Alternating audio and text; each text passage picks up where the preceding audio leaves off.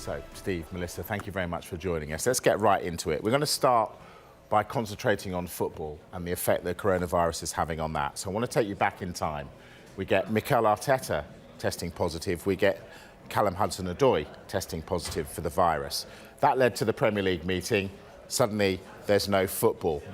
Steve, let's start with you. Yeah. What were your thoughts when you heard there was going to be no football for the foreseeable future?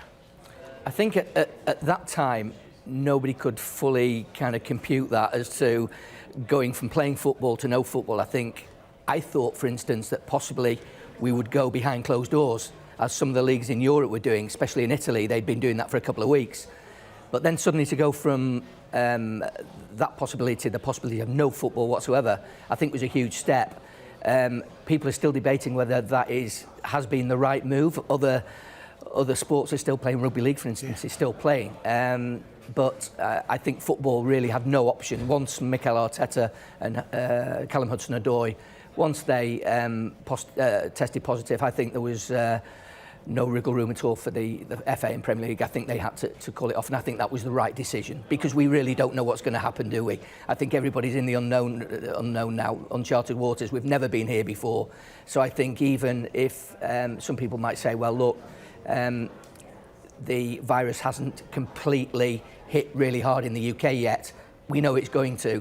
So if there's an overreaction, if people look at it that way, I think it's better to be safe than sorry. Sure. And Melissa, things obviously seem to develop rapidly towards the end of the week. In Wednesday night, you were actually in Madrid for the Liverpool-Atletico Madrid game, were you? Yeah, it was at Anfield. And at Anfield. It was strange times to actually be at a football match when you know what's happening around Europe, when you knew that Atletico Madrid fans weren't able to watch their own team in Spain, weren't allowed to travel within Spain, and yet, were on Merseyside for this game. It was an incredible game, and it was a little bit of a relief for those 120 minutes to just pause and forget about what was going on. But at the same time, in the back of your head, there was this thought of, should we actually still be pretending that everything is normal and football should be carrying on? Obviously, the way things escalated meant that while it was weird to go from football to absolutely no football, it was the only decision on the table. I mean, you can put games behind closed doors and you can say fans can watch on TV, but if you don't actually have players and coaching staff available, there is no football. Obviously, games were being played behind closed doors, the PSG game, and thousands of fans outside the stadium were there, weren't they? Exactly. So it kind of undid the whole point of not having mass gatherings. If fans weren't listening to them, they still wanted to show their support. And so they were doing that en masse still, in and around the stadiums, obviously still taking the tubes and all that. So it wasn't actually being a preventative measure at all. And I think that was also taken into consideration. I think for football fans there's a bit of confusion as well, because they saw at the time that English football is cancelling the whole of the professional game. You have Cheltenham racing going on. Exactly. And a lot of fans, people I spoke to were saying, hang on a minute, how can Cheltenham have... And that is a mass gathering. Yeah. It's a huge gathering. I know it's out in the air, but a lot of it is indoors in hospitality. People are packed together at Cheltenham. In the drinking tents and everything. It's very intense. And football fans were saying to me, how can Cheltenham go on, yet they're closing down football? What on earth should the Premier League do now, though? If the season can't be completed, what do they do? Well, I think, Mike, that is the crux of the matter. I personally think they have to find a way to finish the season.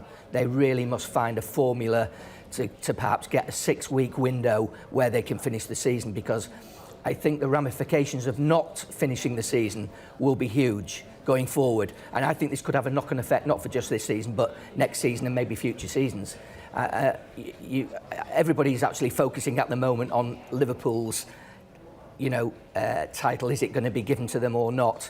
I suspect it will be. But I think the greater situation doesn't involve Liverpool, it involves relegation, because of the huge financial ramifications that a team being relegated or not being relegated, or perhaps Leeds or West Brom not coming from the Championship into the Premier League. it's going to have huge ramifications. I think probably legal ramifications possibly as well. I know we're in unprecedented times, and a so-called act of God that this virus is null and voids quite a lot of the insurances that clubs and stakeholders have in place to deal with this. But I do think that if they don't find a way to finish the season, I think there's going to be enormous problems going forward. Well, you mentioned null and void. Karen Brady wrote in The Sun, she wants the season null and void. As journalists, Melissa, what did you make of that? I thought that was very self-serving. I do not think that that's the way forward. I think collaboration and thinking of not just what would benefit you and your club, but the wider league in general. We talk about relegation and we talk about whether Liverpool will win the title and stuff. I think those are small subjects to be discussing when clubs could go out of existence, when you have people who are casual staff who are worried about when they're going to get work again, their livelihoods are destroyed. You've got freelance journalists, being put out of work. You've got scouts who are unable to fulfill their duties and also at this period will be let go. There's so much uncertainty, and the worst thing we can do right now is view this from a selfish point of view. From the executives I've spoken to in terms of the associations and from senior officials at clubs, the greater will is to finish the season because that is the fairest outcome. You've also got Serie A, La Liga, the Bundesliga all coming out and saying the same thing. They want their domestic season finished. That's the priority. Apart from the legalities around it and commercial knock-on effects and broadcast revenue and all that, I think just for the integrity of the competition, if the season can be finished, however it needs to be finished, that needs to be the solution. And Steve, this is just a massive week, isn't it? And I suppose it all starts tomorrow with that UEFA meeting. Sure. Yeah, absolutely. I mean, and some of the points Melissa's making there about finishing the season, well, clearly that's going to impact on Euro 2020. I think we all recognise now that that is probably not going to happen. I think the UEFA meeting tomorrow, the teleconference between the 55 member associations, I think will determine that playing Euro 2020 in the time that it was allocated is just not going to be feasible now. And I think they will defer it for a year.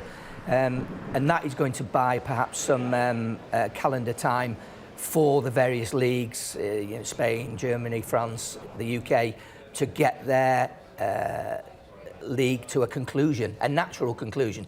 Because I think if you don't get it to a natural conclusion, you're then creating enormous problems for yourself, because somebody somewhere along the line will feel aggrieved that they haven't got a fair crack at the whip in the way, whatever way they come up to a decision to determine it. There's talk, though, isn't there? Yet we all want to see these games played, and hopefully it'll happen. But we've spoken to a physiologist today who said, there's a real problem for players' fitness, given that these are highly trained athletes, and suddenly they're not playing, and then do you not worry that they're going to be asked to do an awful lot in a very short space of time just so we get a winner and we get a team that goes down and a team that comes up? I know there is definitely a concern over that, and speaking to physios and stuff, all the players have tailored programs as they would do over the summer break and stuff as usual. But then when they come back from their summer break, they obviously have a pre-season of conditioning. In this instance, that's not possible.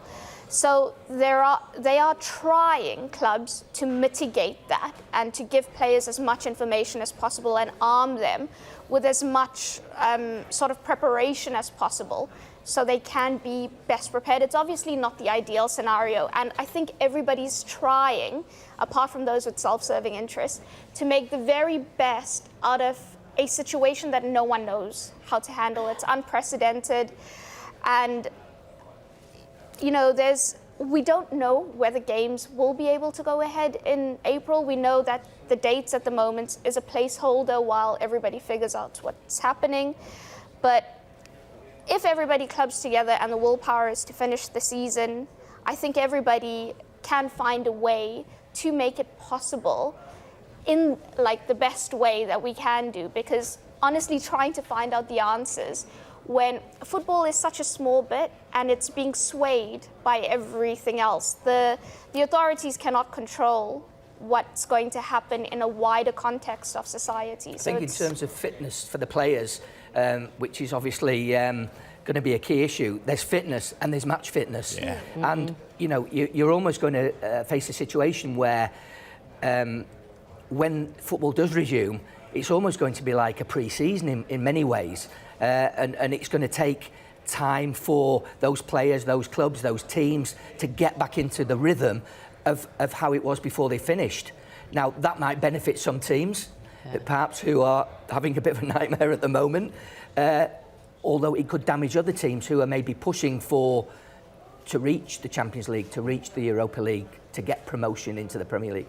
It could hamper them because they might lose momentum. I'm sure they will lose momentum. So it's going to be a really difficult situation.